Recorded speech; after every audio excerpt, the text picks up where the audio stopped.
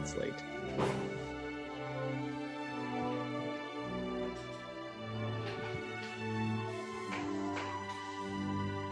And other than that, we're just missing Jerry.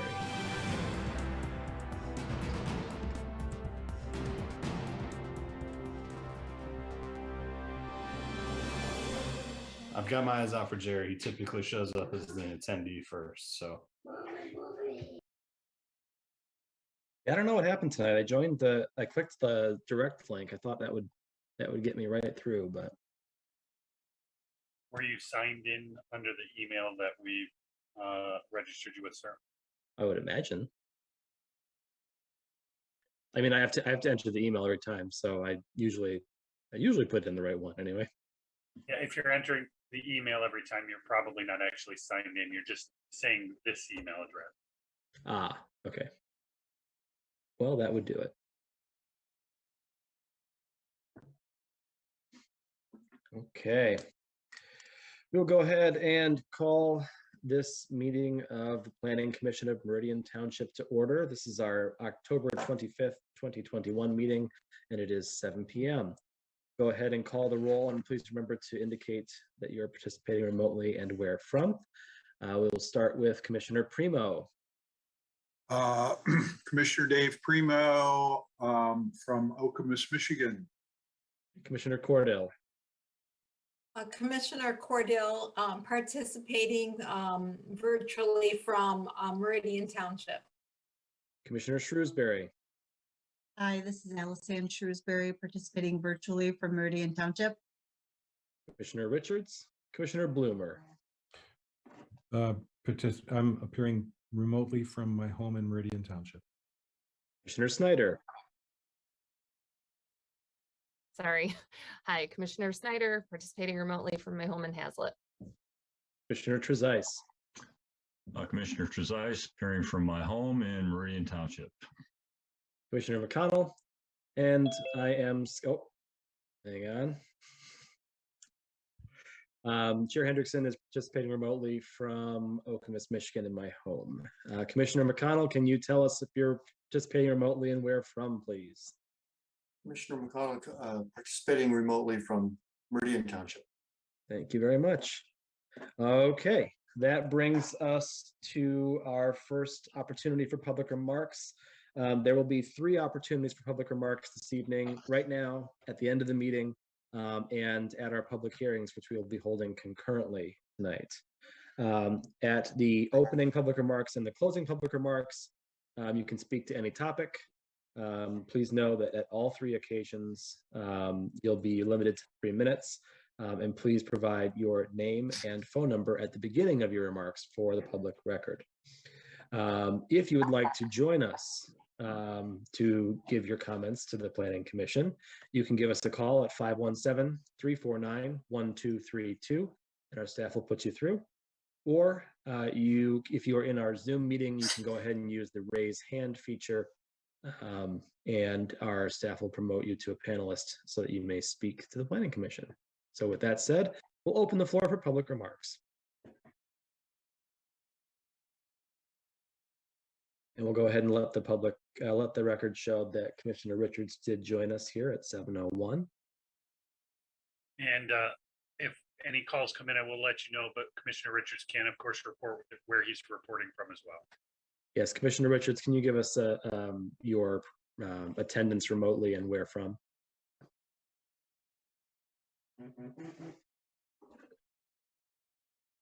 Commissioner Richards, can you hear us? Now I can, yes. Can you hear me? Yes. Can you give us our participating remotely roll call and where you're coming to us from? I'm coming from Meridian Township, Okemos. Thank you.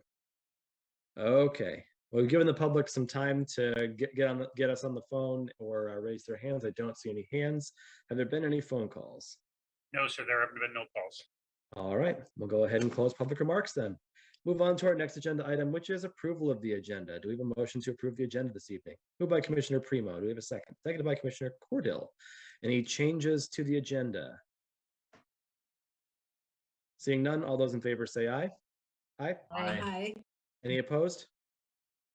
And the agenda carries. Next up on our agenda is approval of the minutes. We have one set of regular meeting minutes from October 11th, 2021. So we have a motion for the minutes this evening. Moved by Commissioner Bloomer. Do we have a second? Seconded by Commissioner Trezise.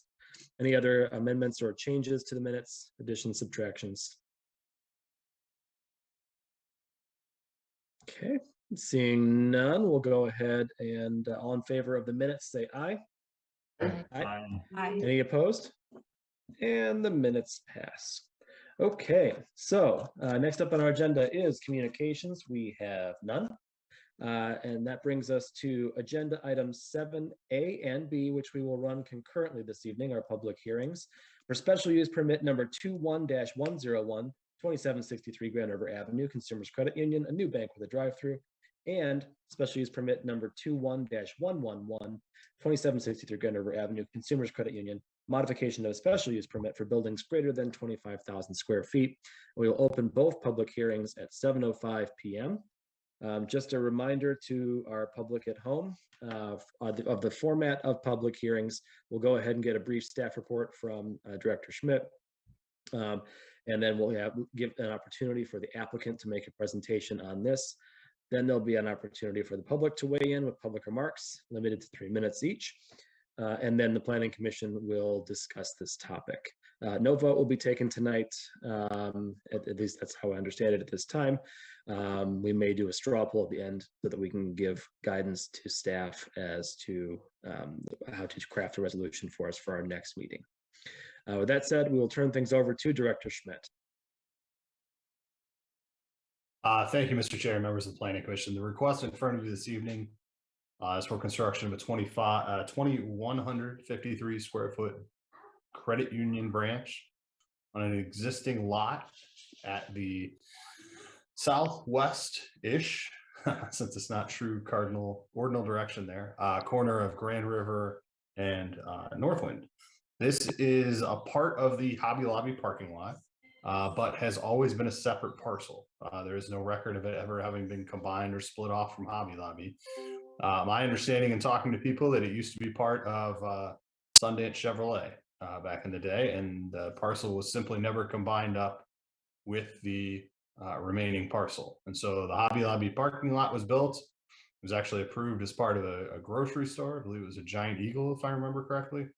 And that was approved in 2001.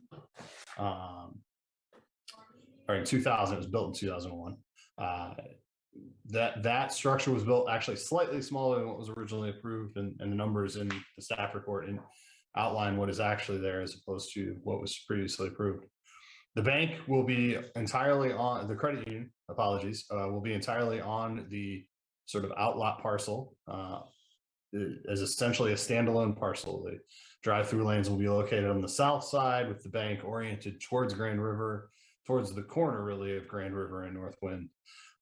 It will have its own parking. They will substantially improve the landscaping on the site and parking lot landscaping. No new curb cut is proposed at this time, given how close it is to the Northwind's intersection with Grand River. That would be a difficult ask of either Grand River or the Road Commission. So the request in front of you is a pair of special use permit requests. The first being for the 2 drive-through lanes. As a credit union would normally be a permitted use, the drive-through lanes do require special use permit approval. The second is because the parcel was included in the original approval for the overall building, it is considered part of a group of buildings greater than 25,000 square feet, and therefore an amendment to that previously approved special use permit is required. And so those are the 2 requests in front of you this evening. Staff has done an analysis of the special use permit requirements in the staff report for the main request, and at this point have identified no major concerns. Would be happy to discuss this further. And I know the applicant's architect is here this evening, and we can promote him to speak at this point. So I will turn it back over to the commission. Thank you very much. Does a member of the applicant's team wish to speak at this time? If you do, please go ahead and raise your hand, and our staff will promote you so you can speak in front of us this evening. Looks like we have Steve Bosch raising his hand there. I'm sure you'll be joining us shortly. Make sure you go ahead and unmute and then give us your name and address for the record, please. Good evening. My name is Steve Bosch. I'm president of Bosch Architecture, and I'm here to represent Consumers Credit Union for their 2,150 square foot branch in front of the Hobby Lobby. Mr. Schmidt basically went through all the aspects of what we're asking for. We're trying to be really sensitive with not only the current lot, but with the plantings and the planting requirements on the corner. We're trying to leave as much as we can and still make traffic flow really good. We also have had quite a large hill to climb with Hobby Lobby because they have a lot of corporate aspects that they want to see, which is visibility. We had to turn the building so that it was the least obstructive for Hobby Lobby and the visibility for their whole corporate image. We also are under a little bit of a timeline in the sense of we're trying to get the branch started as quickly as possible. Weather permitting, but even then we can still blanket and do, weather's not helping out, but we can still maintain it. So we're trying to progress ahead as quickly as possible within the ordinance that we have in front of us and hopefully get this branch up and going and improve the whole corner. Okay, thank you. We're going to go ahead and leave you in the panelist area as we might have questions for you. If you don't mind muting until we get to that point, I'd very much appreciate it. Okay, so now we've entered our public comment, public remarks section of the public hearing. Anyone wishing to offer public remarks to the Planning Commission can go ahead and raise their hand if they're in the attendees area. Otherwise, they can give us a phone call, and our phone number once again is 517-349-1232. We'll give everyone a moment to raise their hand or give us a call.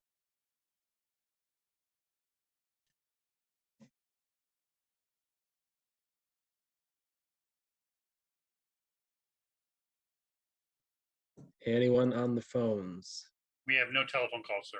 Okay, we'll go ahead and close public remarks then and move on to Planning Commission discussion. Any comments or thoughts from the Planning Commission? Commissioner Bloomer, then Commissioner Primo.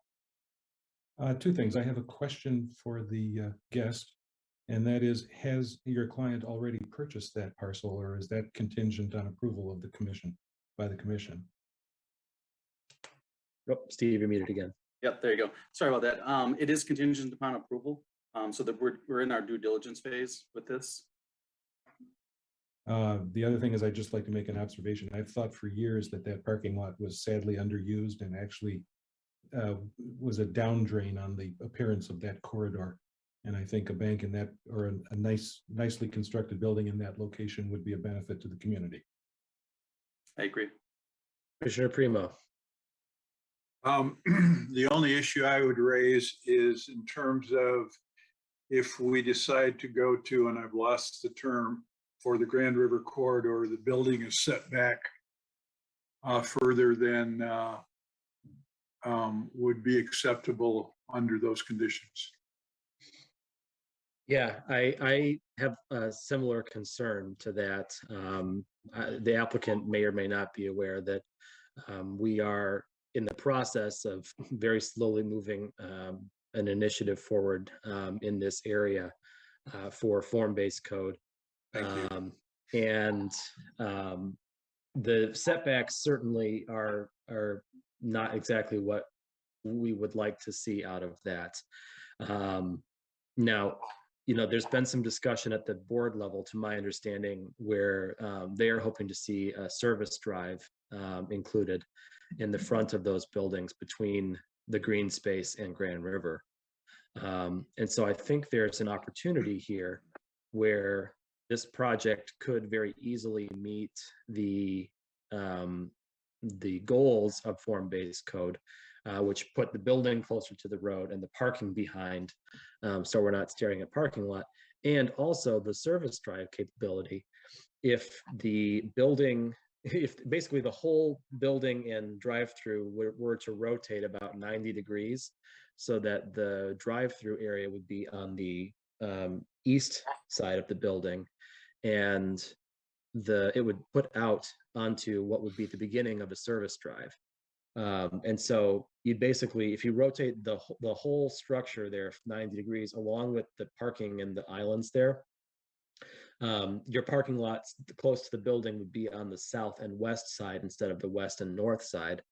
And the drive-through would enter from the south and put you out into the north, into where the service drive is. And I think that would allow for a service drive in front of the building, where your drive-through traffic would exit into. And I believe it would have minimal impact on the project itself. I'm not an architect. That's what they hire Steve for here.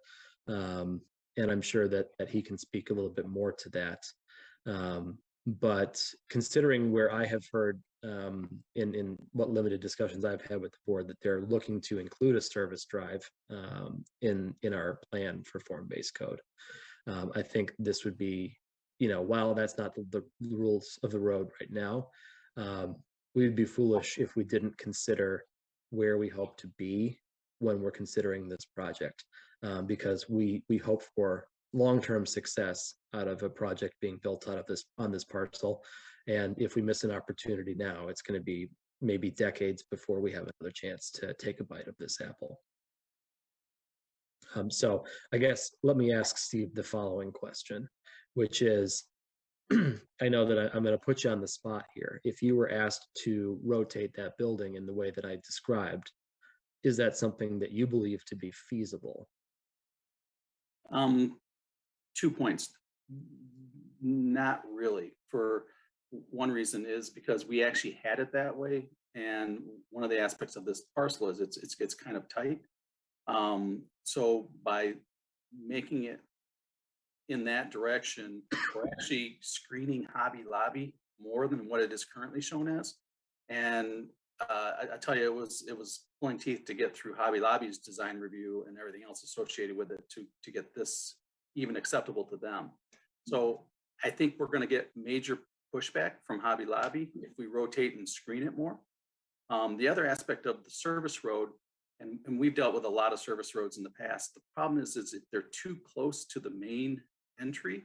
So if this service road is on the Grand River side, which is basically paralleling Grand River, where you're exiting out onto Northwind, if it's too close to the intersection, you're going to have a major traffic backup or tie up. We've got a handful of them around in Grand Rapids and Kalamazoo that we deal with, and it's a traffic nightmare. So where the curb cut is currently at is actually good because it's way back from the intersection. So. And you'll excuse me, I said service road. Really what it is a service driveway. It's like a thoroughfare in the parking lot. I'm not suggesting that we add a curb cut at the outlet there at Northwind. Okay. Yeah. But I think you could achieve something similar by having sort of a ring around the outside of the parking lot, and having that moving those parking spaces a little bit further to the south and the building a little bit further to the north. And I think that some tweaking of that is very doable. But I think if we start rotating the building too much, I think Hobby Lobby's going to basically say no. And then that'll be a deal killer for our client and for Hobby Lobby. I think perception and view, we had to actually show them many three-dimensional views from every corner and every aspect, and saying, how would they see the building in 3D as representation?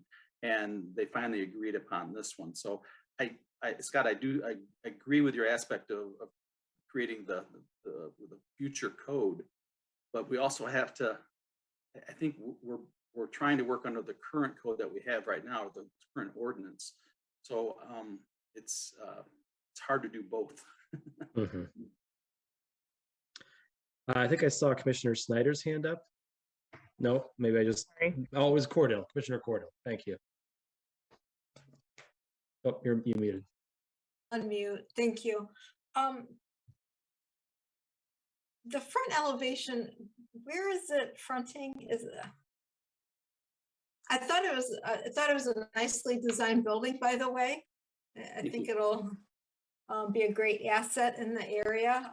You're dealing with a very interesting landlord, though, because it is, kind of a lower profile. It's only a little over 2,000 square feet, but I saw the elevations. Can you just direct me of what you would see from Grand River and what you would see from the side street, please? So from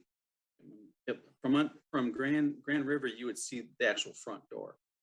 It's slightly cocked at a very, like, it's like about, I think it's about a 10% angle off of the actual access.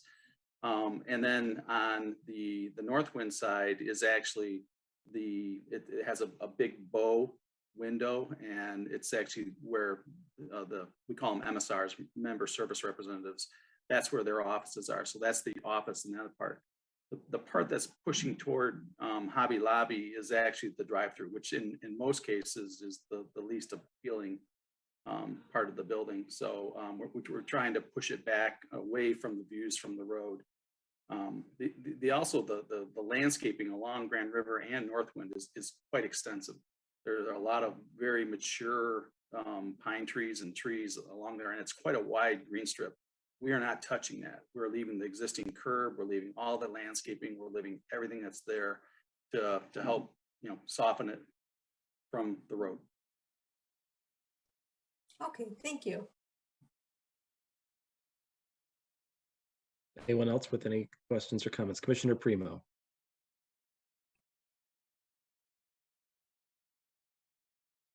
Is there, excuse me, is there a particular other reason that it's not more square to Grand River and I mean, it seems cockeyed, and I'm wondering if that's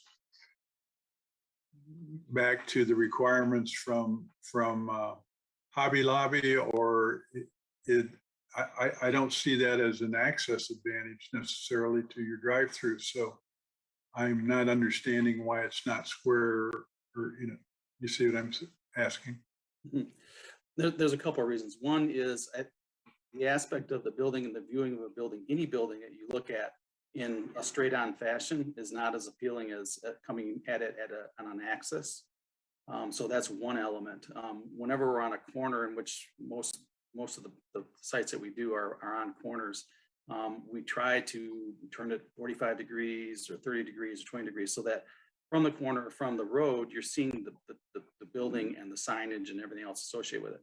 The other part on this site, we have there's a small access drive right along Northwind, which is currently there, and that actually dumps into the tail end of the drive-through, the exiting portion of it.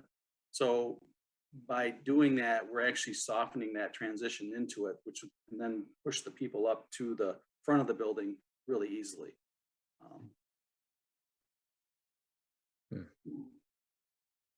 Thank you. Commissioner McConnell. Yeah, I'd like to hear a few more words on that last point, and maybe pick up on Chair Hendrickson's question about the orientation of the building. I feel like my main concern at this point is sort of egress. The way the design looks to me, the natural egress will be through that curb cut that sort of serves Hobby Lobby on the Grand River, and it is pretty far back from the intersection, but still westbound traffic turning left out of there can be quite challenging. And I would really love to see a creative design that really encouraged all the drivers to come out on a Northwind and use that signalized intersection, because right or left, that's the safe way to do it. And I understand the principle of service drives, but when the service drive basically leads you to a curb cut in between traffic lights, I'm not sure that's where we're headed. So if there's, and I understand the orientation of the building and the things, but if there was a way that the customers could be encouraged to leave through the signalized intersection, that would be so much more preferable to me. Chair Hendrickson also brought up the issue of what we're striving for in our form-based code, and we don't. Yes, the zoning we have is the zoning we have. We do have aspirations towards a walkable, bikeable, transit-oriented development. So at the moment, the pedestrian access is a fairly small path. If it goes between the berm, that could be really nice. It could be great.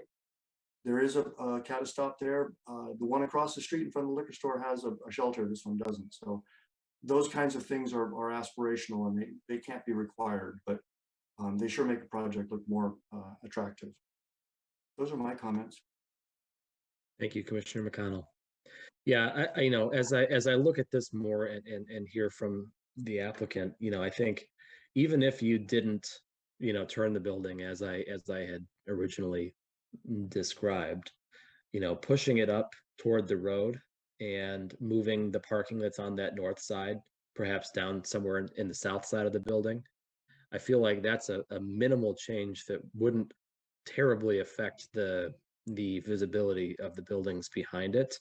And it would at least, it would, first of all, it would get your credit union closer to the road, which probably would be better for your visibility.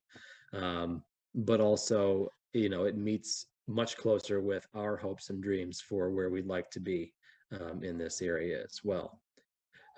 So personally, I would like to at least have that considered by the applicant here, and understand that, it's going to go to the board. The 25,000 square foot amendment is going to force that. And I expect you'll likely be hearing some of the same comments when you get there as well.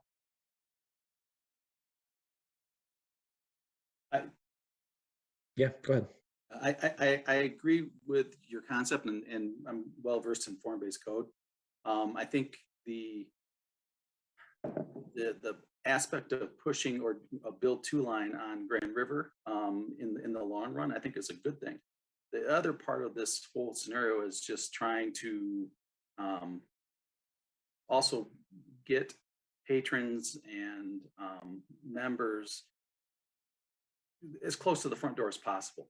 And that's why we only did single loaded parking on the front, just to soften that. The element of the kind of the pseudo service drive, if you look to the left on that toward up Grand River, we've tied into that existing two-way traffic and brought them into the site. So you can either come into it and park right in front of the building, or you can actually turn right very, very quickly there and go through the parking lot and come out and then hit over to Northwind, which then takes you out to the light. So we're trying to also parallel the existing parking that we have there too, because it's all on a kind of a wonky angle. If you look to the left where we're not touching, we're butting up against it, but it's all kind of not straight to Grand River, the existing Hobby Lobby parking. So it's kind of a meld in, but also, make it work logistically. Commissioner Blumer.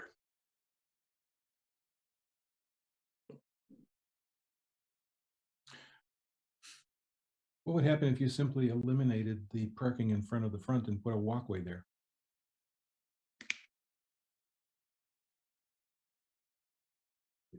I think that was more or less what I was suggesting, right? Except my thing involved moving the building a little bit closer as well.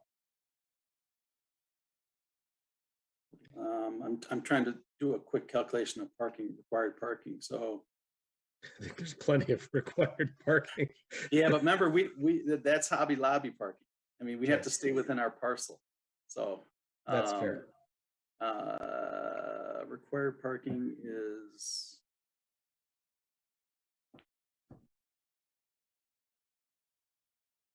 Do you happen to know that? Yeah, it's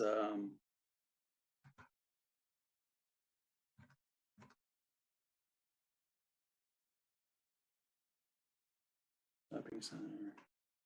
12, yeah. I think it's 12 that they would, the bank would be required to have 12. Yeah.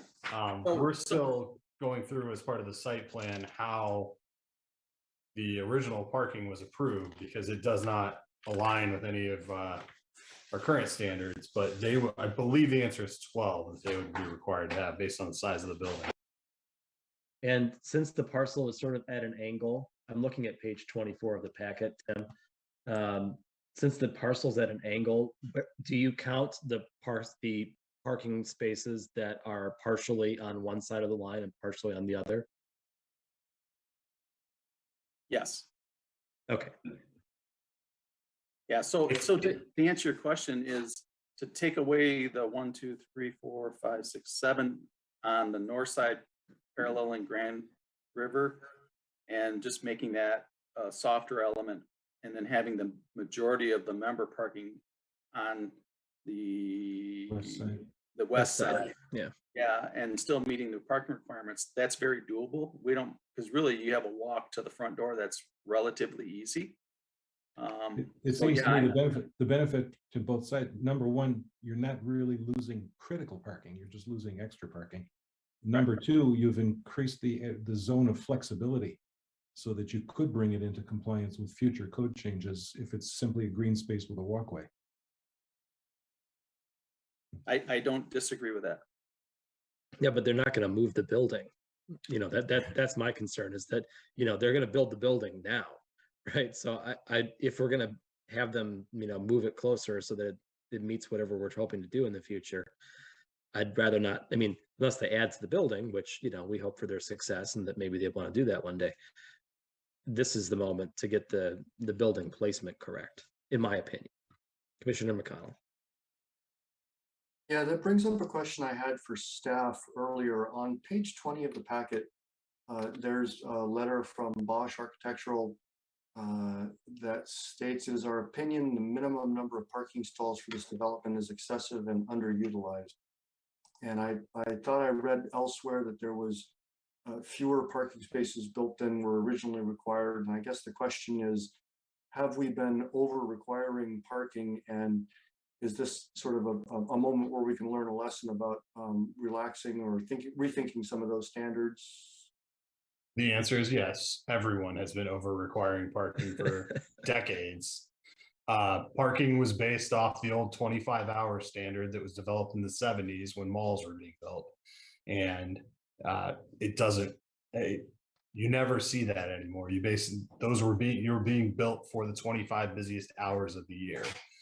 Hobby Lobby is frankly a great example of being overparked. And frankly, the site is underparked from our ordinance perspective. It is something that I've had conversations already with a couple of the board members, and I expect you'll be seeing at least an initial crack at parking changes soon. Thank you. Sounds like a great 2022 goal. I don't even know that it'll get there. Yes, you got a comment, Mr. Bosch. And I'm just kind of thinking through this process in my head, and eliminating the parking stalls along Grand River, and then potentially pushing the building closer to Grand River, kind of on that same axis. I mean, I think that's what you're kind of wanting to have happen. That actually could work well, as long as we don't have to turn the building too crazy, you know. I mean, you've got a trapezoid there, right? You get the trapezoid of the sidewalk and the trapezoid of the parking. If you just push both of those, you know, push them northward, I feel like you could do that with relatively minimal impact. I don't know about the visibility, right? Certainly you're going to have to talk to Hobby Lobby about that, but you know, it's at the end of the day, it's one car length difference, and I can't imagine that would throw that off all that much. I don't believe that it would either. It's just that they're challenging in a sense of that there's a lot of hoops to jump through. But I think what you're proposing is a good compromise between moving forward with your form-based and what's happening now. Okay. Any other comments from planning commissioners?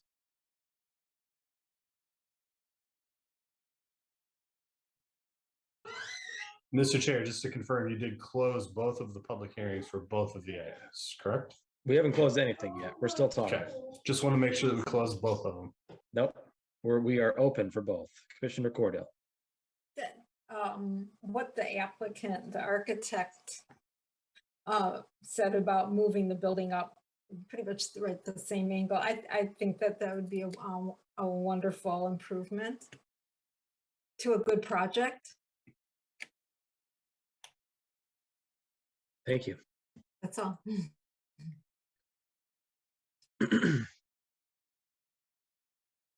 Any other comments from Planning Commission members or questions?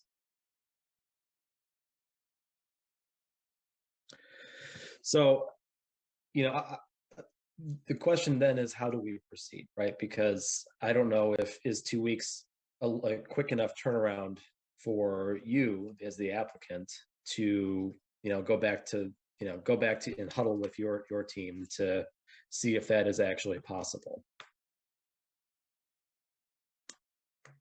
Definitely, we can make this work really easily. Okay. Then if there's no other, commentary, Commissioner Richards.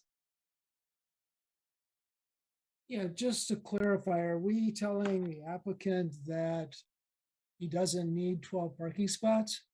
Is that, yes, I don't want to, so if they eliminate the parking spots along Grand River, do they still have 12 parking spots?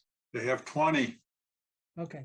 One of the potential problems is that I can see is that the Hobby Lobby may be concerned about the number of parking spots. So I guess from my vantage point, if this can happen, I mean, in terms of moving it north and not and still having a project, I certainly would support that, but I would also support this project if for some reason it can't be moved. Yeah. Well, and frankly, I'll leave this to the architect to look at. You may gain some area for parking on the south side of the building if you do push it up like that. I don't know for sure. I'm not actually entirely certain what the little 7, the structure that looks like a 7 on the south side of the building is. Looks like it might just be a berm of some kind or some landscaping. But you might gain parking down there for all I know if you make the change. But I leave that to the more creative and artistic among us to to puzzle out if indeed Hobby Lobby has that concern. Any other questions or comments? So I think at this time it would be prudent to give a straw poll for how we feel about this project. We'll do it as the project as amended, I guess, if they're willing to do that, which it sounds like they are. And just a reminder to the folks at home, the straw polls are not an official decision by the Planning Commission. That will come at our next meeting. This is to gain a sense of the Planning Commission's thinking on this project and give the staff direction as to where we hope to go with the resolution for our next meeting. And we'll do this concurrently again for both because I don't see any reason to separate them, separate the two special use permits at this time. So with that said, we'll start with Commissioner McConnell. I think this has been a very constructive discussion and I look forward to seeing what comes of it. Okay. Commissioner Primo. I would echo what Commissioner Richards said. I would appreciate the building being moved, but if it for some reason cannot be, I would approve it either way. Okay, Commissioner Cordell. I'm in favor of the project. I appreciate the architect's willingness and to eliminate that frontier, that northern parking area, and allowing for the building to be further moved north. I think it's going to be a great asset for the area. Okay. Commissioner Shrewsbury. I am in agreement with Commissioner Richards and Commissioner Primo. I think it would be ideal if we can get it moved a little bit further forward to align with the proposed form-based code that we're looking to, but I don't know that I would want to hold them to that if that's not doable within the site and the structure. Commissioner Bloomer. I agree with the previous comments. I like the project. I think it's a positive development for that area. I would like it better if they could eliminate the front parking row, but I will not be in a position of killing the project if that's what it comes down to. Commissioner Snyder. I would echo a lot of the comments of the other commissioners. I would also like to add that I really appreciate the landscaping plan. There's just so much concrete in that area. And this just looks like a beautiful addition to an otherwise, I don't know, not so amazing corner. So overall, I'd be in favor. And if we can push it closer to the road, that would definitely be a benefit. Commissioner Trezise. I agree with all the comments. I would approve this as proposed, and I think the willingness of the applicant to consider moving the building forward is appreciated, and I think it would make a better long-term project for the area if it was able to be moved up a little bit. Yeah, and I want to just say thank you to the applicant for being willing to, be flexible in this regard. You've got a good project. This has certainly been an underutilized parcel. That parking lot sits empty all the time, and to be able to make productive use of it is something that we're very excited about. And part of the reason why we've been targeting this area as one of our form-based code test areas here is that, we think that this parcel specifically, or the whole Hobby Lobby parcel and the one across the street over at, across the street directly at Whole Foods presents a really good opportunity with a lot of internal parking inside those parking lots to make the space better utilized. And so I would very much appreciate the opportunity to have this building moved a little bit closer to eliminate that front parking, as we've discussed. I imagine you'll find a similar thread happening at the next level on 25,000 SUP when you get to the board. So I don't think it'll be, I definitely don't think it'll be wasted effort to start getting to that point now. And to the point that Commissioner Snyder made, I absolutely appreciate all the greenery and the foliage that is coming in with this project to start to, beautify this area. That's a huge thing that I sort of overlooked when I started my comments about this project at the beginning of this process. So I would be supportive of the project. I would be very supportive of the project with the proposed change. And so I'm hoping that we can see that in 2 weeks. So with that said, I think that gives some direction. Oh, yes, Mr. Bosch. I just wanted to appreciate the commission. The aspect of melding between two codes is always difficult. And I think this is a project that we're very proud of. We're breaking ground on one over on Cedar Street in Lansing right now, or very shortly. And this is one of many in the Lansing area that we're going to be tackling. So I think Consumers Credit Union is excited to be in the Lansing area, and I think you'll be proud of the landscaping, the buildings, the professionalism that Consumers Credit Union brings to the community, and the help. So, thank you very much. I think that gives direction to Director Schmidt on where we're feeling right now. And with that, we will go ahead and close the public hearings, plural, for special use permit number 21-101 and 21-111 at 7:42 p.m. That brings us to, thank you, Mr. Bosch. We appreciate your joining us this evening, and we'll see you in a couple of weeks. That brings us to our next item on the agenda, which is 8A, unfinished business. We have special use permit number 21-95151, which is 3654 Okemos Road, modification to special use permit for Cedar Classical Academy. Any discussion on this before we make a motion?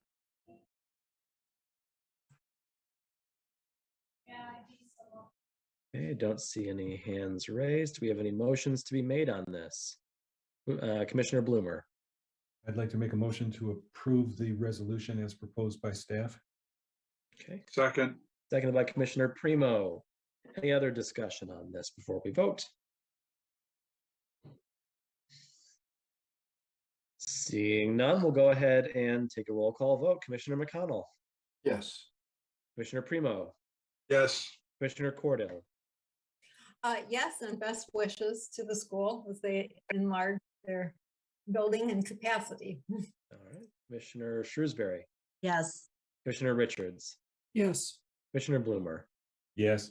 Commissioner Snyder, Yes. Commissioner Trezise, Yes. and the chair votes yes. And I'll echo Commissioner Cordell's comments. Thank you again to the applicant. All right. Well, next up on our agenda is the mixed use plan unit development ordinance update. We are back to amenities. We'll turn things over for a brief interlude from Director Schmidt. In honor of Halloween, I decided to bring this zombie back for you. So fundamentally, I will point out, trying to blend the existing language and the planning commission's thoughts and the township board's thoughts and get a coherent ordinance. It looks like a lot has changed. Not a lot has changed since the last you saw this. A lot of it is trying to clarify language that was inconsistent, move things to places they made more sense. Fundamentally, the big changes were the changes to the amenities. And as you guys recall from the joint meeting, there was a lot of discussion back and forth as to what goes where. So what we've tried to do, and the board seemed open to this and they wanted to confirm the planning commission is, essentially the tier 3 amenities are the large, expensive, generally publicly facing things that are going to have an impact on the community.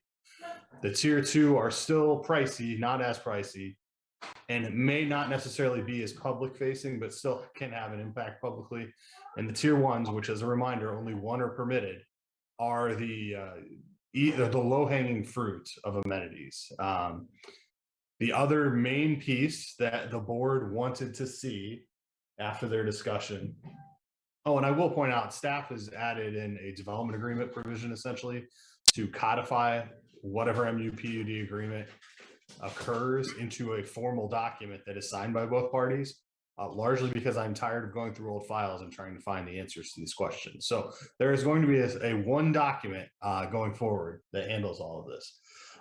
The other change that the township board actually brought up at their last meeting, and which ultimately I think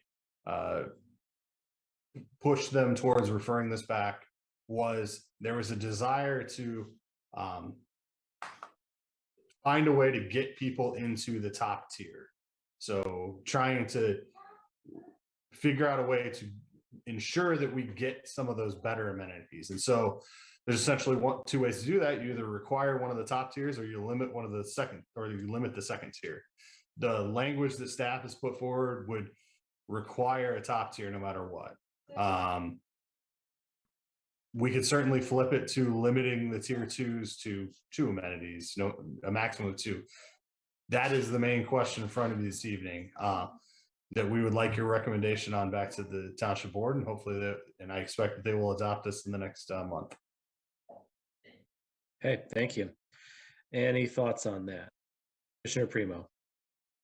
I think it looks great. I would leave it alone. I like the way they've set it up. I like requiring a level 3 amenity, and I think that that speaks to a lot of the issues we've had in the past. So I didn't find anything to object to, and I hope we can just move it forward to the board and they can get it off the table. Okay. Any other thoughts? Commissioner Richards. Yeah, I appreciate the director talks some about the change in the definition of amenity. I guess, where did that come from? Was that a staff recommendation? Because if I understand right, you've changed what the committee suggested be the definition of an amenity. And I know that, it's somewhat problematic when we start talking about impacting both the general public and the residents. And so I'm just curious as to where the change to the definition is. Basically, if I read it right, and I'm just trying to pull it up here where I have what was changed, but it was basically rewritten. The amenity definition has not changed from the draft that I inherited. Okay. So I guess what I was a little confused by then is you have like a draft as of 10/21, and then you have I guess the one that's all marked up. Is that every change to what the language is now? Or was Yes, that is a full red line copy of every change. of into the every ordinance. change? But it doesn't differentiate between, and I know, it's kind of a challenge to put that together, but if I understand it right, there were recommendations from the Planning Commission. Well, first the committee, the Planning Commission, the staff, and the board. So we have at least, I mean, if we count the Planning Commission committee and the Planning Commission one, we have 3 different sets of kind of eyes looking at it and recommendations being made. And I know if I heard what was said, there was an attempt to sort of blend it all together. And so Correct. You're saying that the definition that the Planning Commission had for amenity has not changed. Correct. Okay. Well, and I think if I may, if Director Schmidt, if I understood it correctly, you were saying that it was difficult to blend after the version that the Planning Commission passed. Then there was a meeting with the joint meeting, and then there was the township boards met on it several times. You're talking about that period of time was difficult to blend together.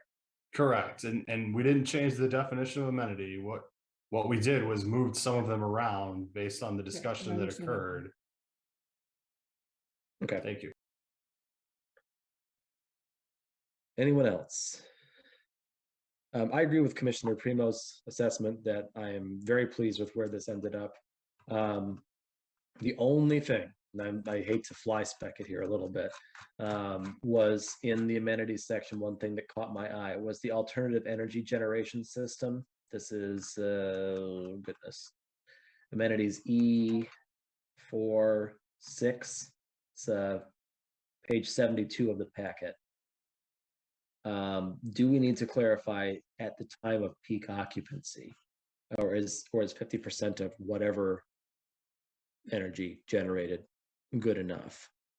So they're gonna ultimately, and I'm finding this out working on the Village of Okemos, there's they essentially plan for a max 1.7 megawatts or whatever. And so that would be based off of that original plan. They would have to show us their calcs that they're providing for 50% of the project needs. Then I am good with it. And I like that I like the requiring a tier 3. I think that's a good idea versus the other option. Anyone else? Commissioner Bloomer.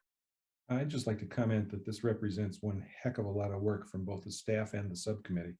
And I'd like to congratulate everybody involved. It really is a remarkable achievement.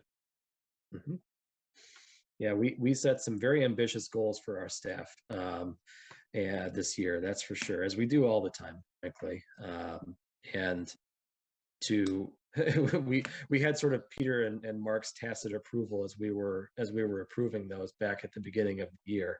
And Director Schmidt really didn't have much say in the matter when he came and joined and discovered that we were overhauling 3 to 4 major ordinances, or that was our goal. So certainly appreciate his hard work, and I'm sure the rest of the staff as well. Commissioner McConnell. Yeah, I like all the stuff that's on the list, and I like the idea of pushing towards tier 1 and all that. It continues to strike me that this is a really slippery fish because of technology is developing as these incentives are there and the market responds. So it's always going to be tricked to keep up with what counts as over the top and what counts as just bog standard. And it'd be great if in a regulatory sense, we could find a way to not have to revise each time a new device comes on the market. But this seems like a step in the right direction. Yeah, I think that this is a good framework, right? This is an interesting and novel approach. I don't know, we've heard from now several members of several old and several new members of staff who have told us that this is not the norm, right? It's not really how it's been encountered before in the wild. And so perhaps we're groundbreaking or perhaps we're mad. But it could be both. We'll see. But yeah, I'm hoping that this is something that we can at least take the framework idea of, and if we have to make small adjustments, they're small, and they won't take 9 months of discussion and redrafting. You do have to ask, though, I think, would an ordinance like this pass in a non-college town? I think there's a certain aspect of the community that's willing to accept something like this that you might not find in other communities. I think an ordinance like this in a non-college town becomes a more robust, simply a more robust PUD ordinance. I've seen versions of this, not this detail, but versions of this as a PUD ordinance. So.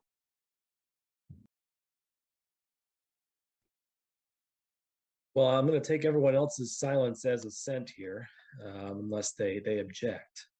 Sounds like we're relatively happy with the direction this is taken, and we're excited to send this back and hopefully have a new ordinance by Thanksgiving. Okay, next up is Township Board update. Anything to bring to our attention from the Township Board meetings?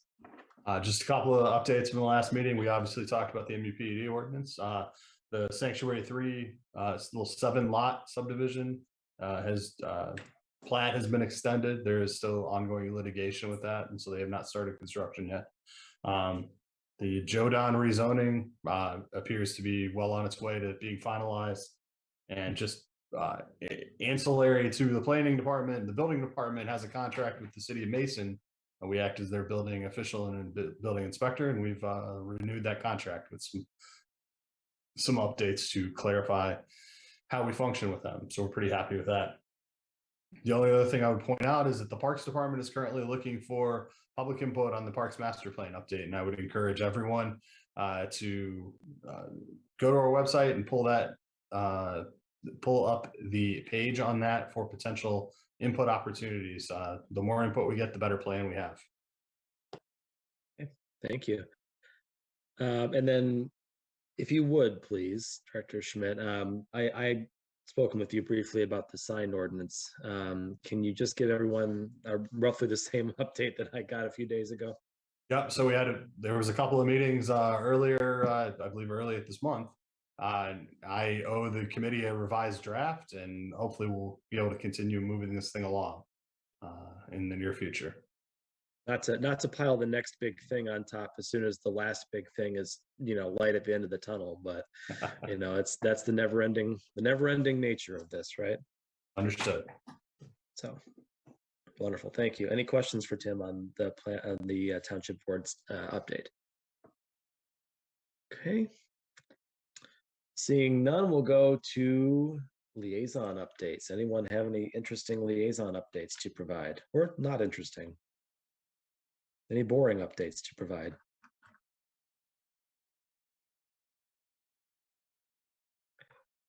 So I know I had a ZBA meeting recently, and since we discussed boring updates, I figured I might as well give you one. We met on the Woodward Way project, also known as the Woda Cooper project, also known as that project that's come before us about 17 times now. And ultimately, the ZBA decided to approve their project as proposed with the variances requested. So that's exciting. They'll be hopefully breaking ground before too long here, now that they've got all their ducks in a row from a regulatory perspective. So fingers crossed. Any other liaison committees that have met in the last few weeks? None? Oh, I've got it easy. No meetings to go to. All right, then we'll go ahead and move on to our next agenda item, which is project updates. New applications, we have none. New site plans received, we have none. And 2 site plans were approved for the Woodward Way apartment complex, as we just discussed, and an outdoor patio for Ellison Brewing Company. Awesome. It's just in time for winter, unfortunately, but here we are. It's making more permanent the existing situation. It's been approved previously. Excellent. All right, then that brings us to our last opportunity this evening for public remarks. I think we've outlasted any of the public that are sitting in our participants area. But if you'd like to have to be a last minute joiner, you're welcome to join the Zoom meeting and raise your hand. Or Commissioner McConnell, are you making a public comment? Sorry, I'm talking out of place, but I just remembered I saw a notice for a site plan review on the old pub on Grand River. And I was curious for an update on that one. That is the Hypershine Car Wash that the Planning Commission and the Zoning Board of Appeals have approved. That the site plan is in for review. They've got some work to do still, but it's moving forward. And is that available on the township website?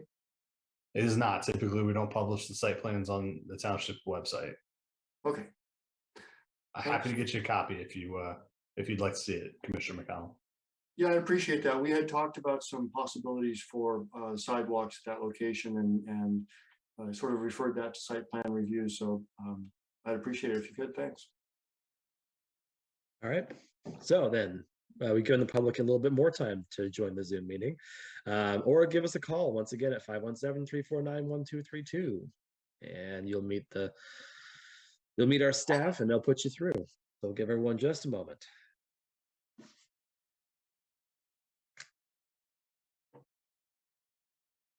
I do not see any new attendees in the Zoom area. Anyone on the phones? You have no telephone calls at this time, sir. All righty. Well, then I thank everyone for a very productive meeting this evening. I think that was a really good discussion to have, and I would entertain a motion to adjourn, please. Moved by Commissioner Richards, seconded by Commissioner Cordell. All in favor of adjournment, say aye. Aye. Any opposed? And the Planning Commission stands adjourned at 8 p.m. 8 p.m. Not bad. An hour, that's it. That's not so bad. Good night, everybody. Have a good evening, everyone. Have a good night. Right.